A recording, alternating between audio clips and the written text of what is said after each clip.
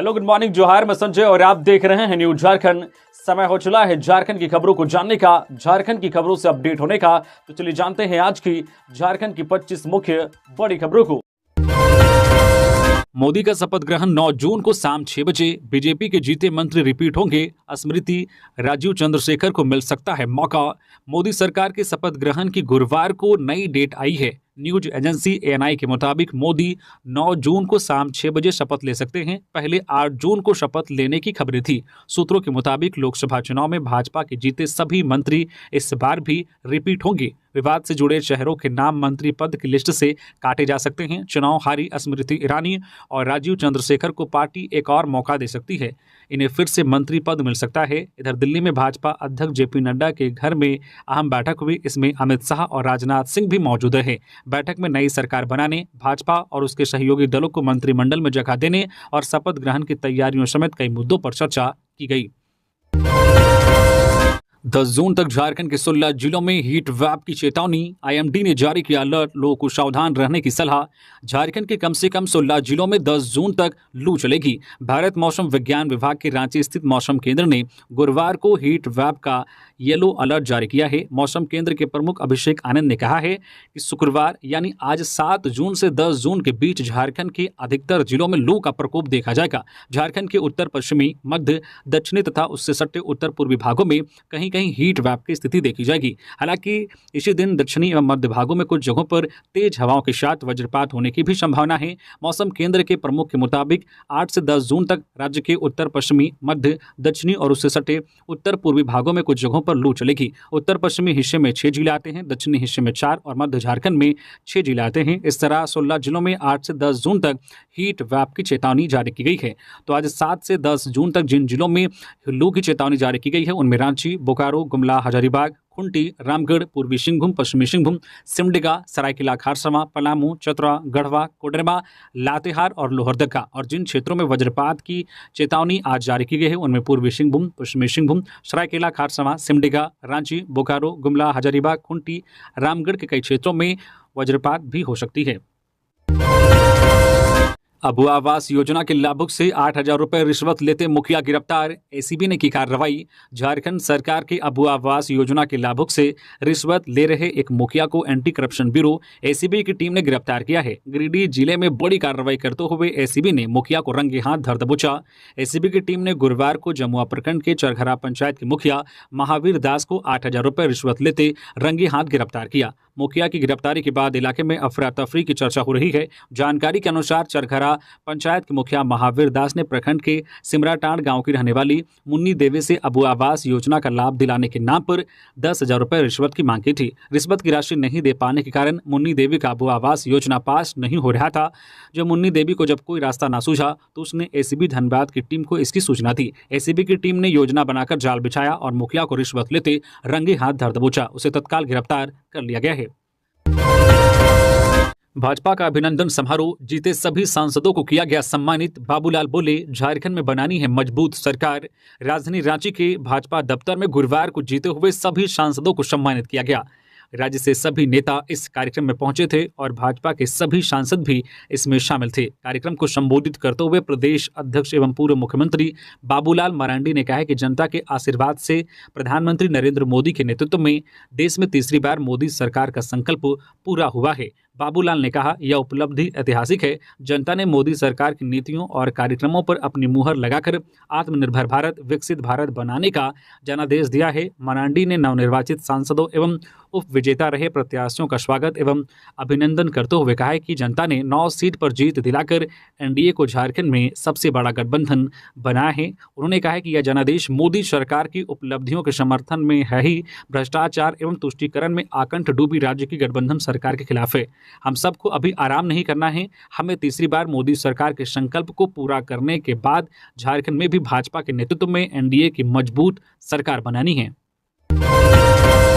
JPSC civil सेवा मुख्य परीक्षा आज से एक केंद्र पर 10 पदों के लिए 154 अभ्यर्थी होंगे शामिल। झारखंड लोक सेवा आयोग जेपीएससी द्वारा सिविल सेवा बैकलॉग मुख्य परीक्षा आज 7 जून 2024 से आरंभ हो रही है। कुल 10 पदों के लिए पीटी में उत्तीर्ण 154 अभ्यर्थी इस परीक्षा में शामिल होंगे। इसके लिए आयोग द्वारा रांची में पुरलिया रोड स्थित संत अलोइस इंटर कॉलेज को ही एकमात्र परीक्षा केंद्र बनाया गया है। परीक्षा सुबह 10 बजे से प्रारंभ होगी। पहली पाली की परीक्षा सुबह 10 बजे से दिन के 1 बजे तक तथा दूसरी पाली की परीक्षा दोपहर 2 बजे से शाम 5 बजे तक होगी।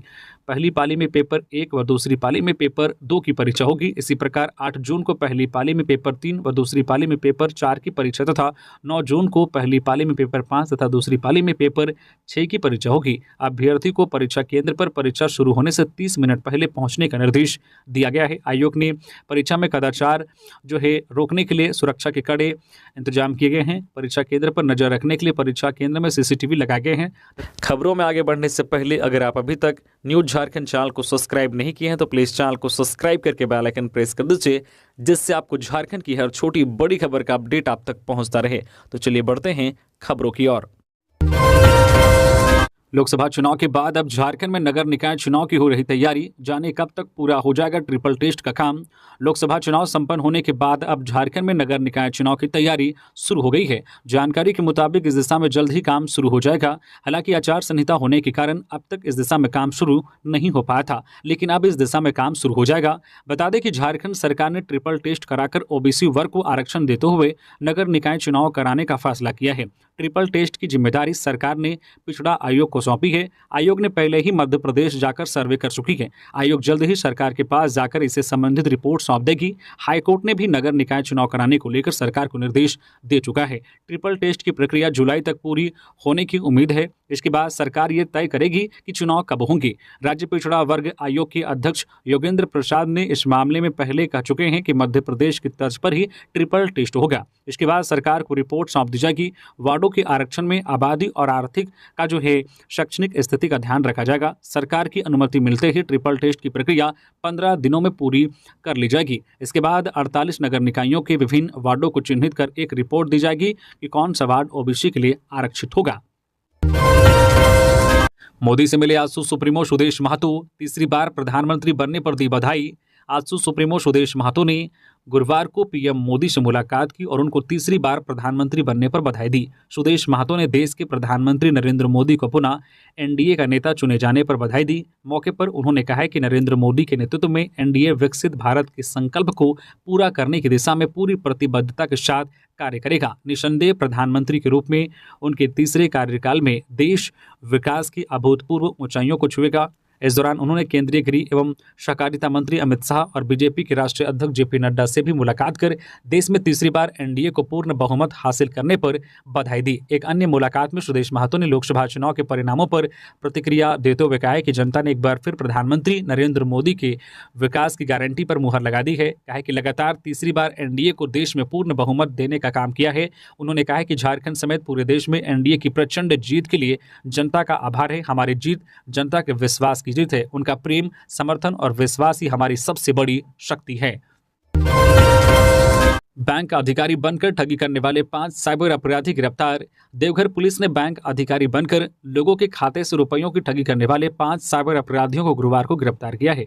एसपी राकेश रंजन के निर्देश पर साइबर डीएसपी राजा मित्रा के नेतृत्व में साइबर पुलिस ने जिले के पथरौल और कुंडा थाना क्षेत्र में छापेमारी कर साइबर अपराधियों को दबोच लिया। पकड़े गए आरोपियों में सरोज दास, कुलदीप दास, राजकुमार दास, कन्हैया कुमार व एक नाबालिग शामिल हैं। इनके पास से 6 मोबाइल फोन व अलग अलग कंपनियों के 11 सिम कार्ड बरामद किए गए हैं। गिरफ्तार साइबर अपराधियों ने पुलिस के समक्ष स्वीकार किया है कि वे बैंक अधिकारी व कस्टमर केयर बनकर ठगी करते थे। लोगों को झांसे में लेकर उनका ओटीपी नंबर प्राप्त कर ठगी करते थे। झारखंड में सुहागिन महिलाओं ने अखंड सौभाग्य के लिए रखा वट सावित्री व्रत। राजधानी रांची सहित राज्य के सभी हिस्सों में गुरुवार को वट सावित्री का पर्व धूमधाम से मनाया गया। सुहागिन महिलाएं सुबह में स्नान करने के बाद वट वृक्ष के नीचे एकत्रित हुई और विधि विधान से पूजा कर कच्चे धागे को पेड़ में बांधते हुए अखंड सौभाग्य के लिए अपने पति के दीर्घ आयु होने की कामना की।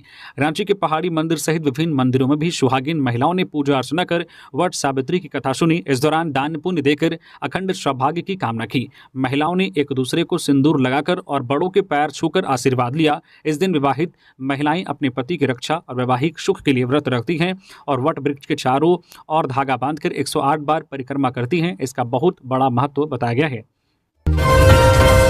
लातेहार में युवक की पीट पीट कर हत्या, नग्न अवस्था में मिला शव।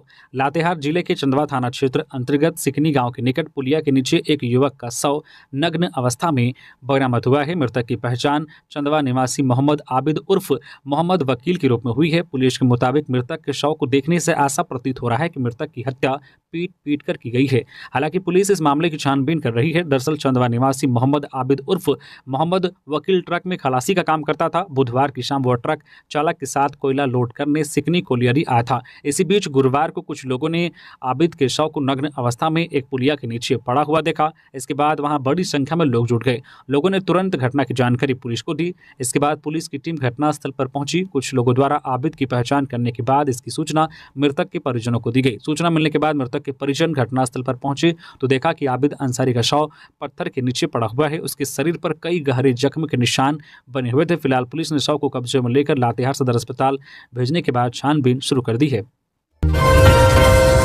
हार नहीं मानूंगा, 3.5 लाख वोट पाने वाले निर्दलीय युवा जयराम महतो का पहला रिएक्शन आया सामने। लोकसभा चुनाव के परिणाम आ चुके हैं। कुछ दिनों में देश में नई सरकार का गठन हो जाएगा। इस दौरान कई लोकसभा सीटों की चर्चा देश भर में रही। इनमें एक लोकसभा सीट झारखंड की गिरिडीह भी रही।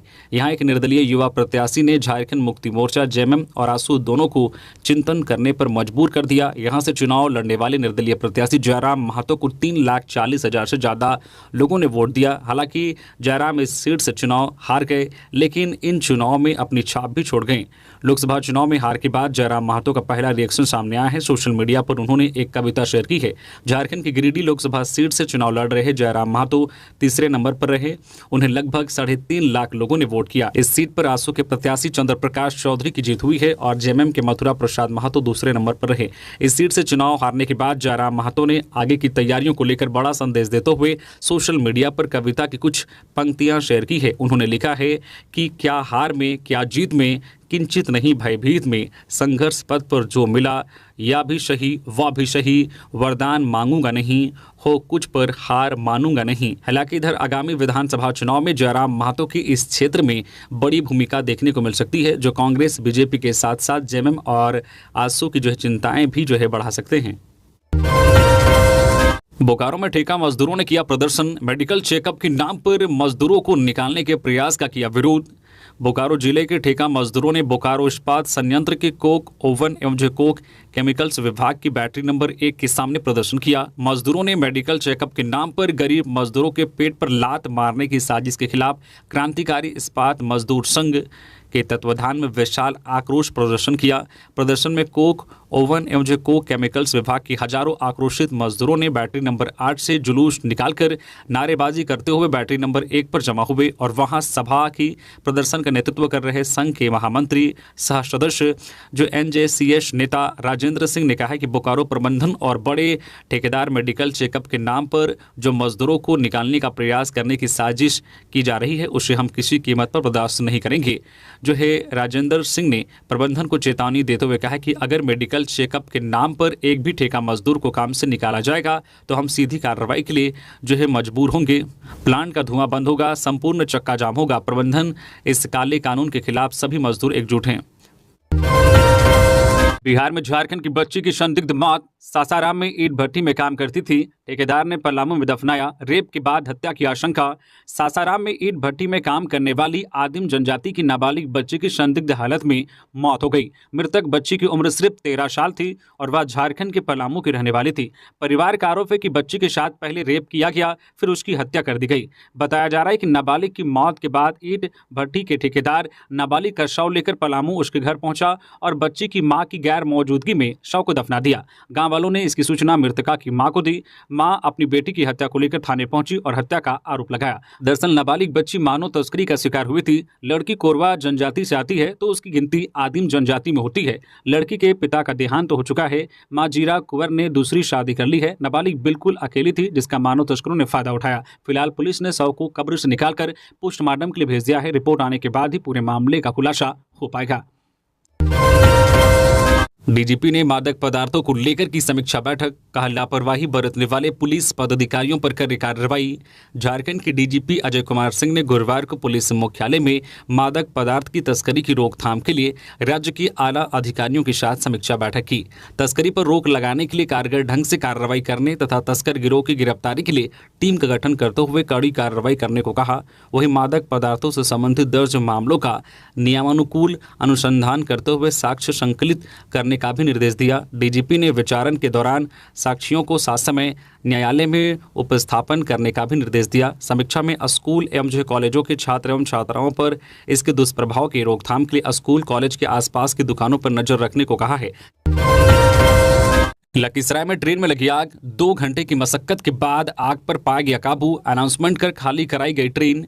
लखीसराय में किऊल रेलवे स्टेशन पर खड़ी मेमू ट्रेन में गुरुवार को अचानक आग लग गई। आग ने धीरे धीरे ट्रेन की कई बोगियों को अपनी चपेट में ले लिया। फिलहाल किसी के हताहत होने की सूचना नहीं है। मौके पर लखीसराय से 8 और जमुई से 2 दमकल की गाड़ियां बुलाई गई। 2 घंटे की मशक्कत के बाद आग पर काबू पाया गया। बताया जा रहा है कि ट्रेन संख्या 13028 Patna Jasidih MEMU Kiul railway station के प्लेटफॉर्म नंबर 5 पर खड़ी थी। थोड़ी देर में ट्रेन जसीडीह के लिए रवाना होने वाली थी। ट्रेन के अंदर कुछ पैसेंजर्स भी बैठे थे। करीब 5:30 बजे ट्रेन से धुआं उठा और देखते ही देखते ट्रेन से आग की लपटें उठने लगी। इसे देखकर ट्रेन में बैठे यात्री नीचे उतरकर इधर उधर भागने लगे। इससे प्लेटफॉर्म पर अफरा तफरी मच गई। रेलवे अधिकारी ने बताया है कि बैटरी पैनल में शॉर्ट सर्किट की वजह से आग लगी है। फिलहाल आग पर काबू पाने के बाद मामले की जाँच की जाएगी। 12 जून से होगी इंटर प्रशिक्षित सहायक आचार्य की परीक्षा। स्नातक प्रशिक्षित का इस तारीख को होगा एग्जाम।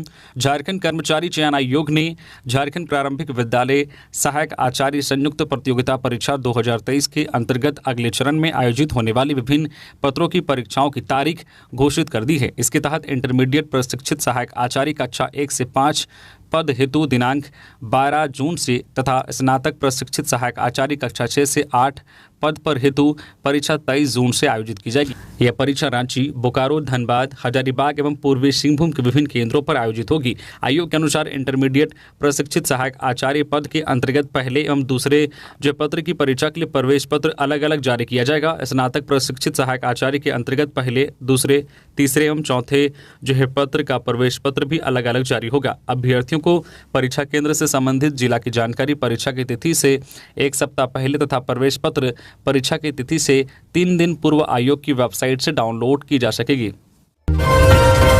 भीषण सड़क हादसे में 3 लोगों की दर्दनाक मौत। झारखंड से यूपी जा रही कार खड़े ट्रक में जा घुसी। गया जिले के आमस थाना क्षेत्र के सिहुली गांव के पास जीटी रोड पर हुए एक भीषण सड़क हादसे में 3 लोगों की दर्दनाक मौत हो गई। झारखंड से उत्तर प्रदेश जा रही कार अनियंत्रित होकर हाईवे पर खड़े एक ट्रक में घुस गई।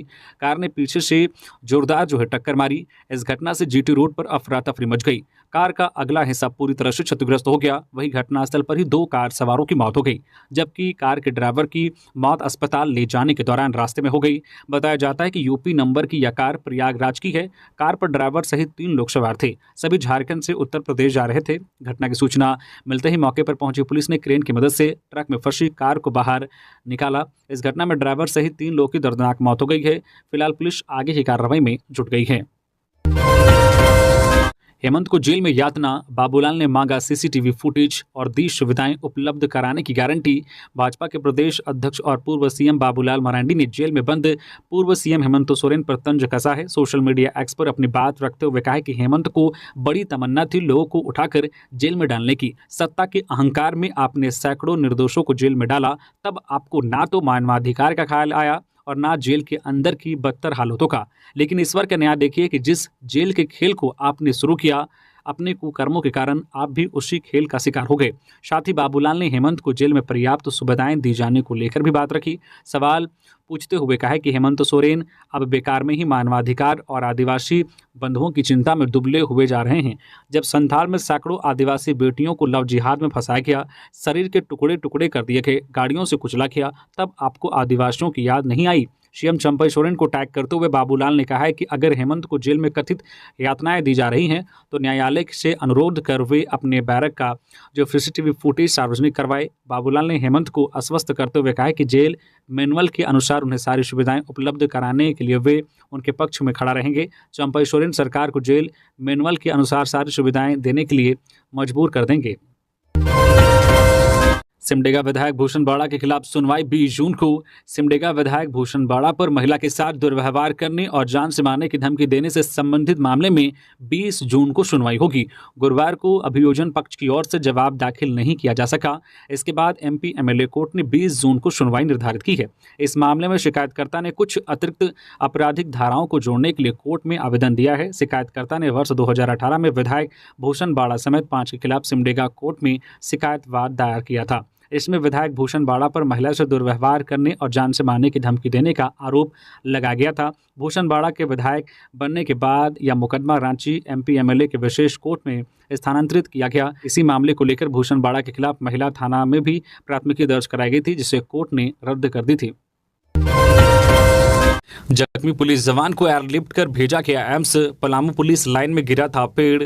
पलामू पुलिस लाइन में पेड़ गिरने से जख्मी जवान को बेहतर इलाज के लिए एयरलिफ्ट कर दिल्ली एम्स भेजा गया है। पलामू पुलिस के जख्मी जवान नित्यानंद महतो का इलाज रांची के एक बड़े निजी अस्पताल में चल रहा था। इसी बीच गुरुवार को जवान को बेहतर इलाज के लिए एयरलिफ्ट कर दिल्ली एम्स भेजा गया। दरअसल 4 जून को पलामू पुलिस लाइन में अचानक एक पेड़ गिर गया था। इस घटना में पुलिस के एक हवलदार, 2 जवान और एक होमगार्ड के जवान को गंभीर चोट आई थी। मौके पर अधिकारियों ने सभी को इलाज के लिए मेंद्री राय मेडिकल कॉलेज एंड हॉस्पिटल में भर्ती कराया था। सभी जवान मतगणना के दिन चुनाव कार्य के लिए कानूनी व्यवस्था से तैनात होने वाले थे। नित्यानंद महतो और जयदेव सिंह के सिर में गंभीर चोट लगी थी। गंभीर रूप से जख्मी जवान नित्यानंद महतो और जयदेव सिंह को इलाज के लिए रांची के एक निजी अस्पताल में रेफर किया गया था, जहां के डॉक्टरों ने नित्यानंद महतो को इलाज के लिए दिल्ली रेफर कर दिया।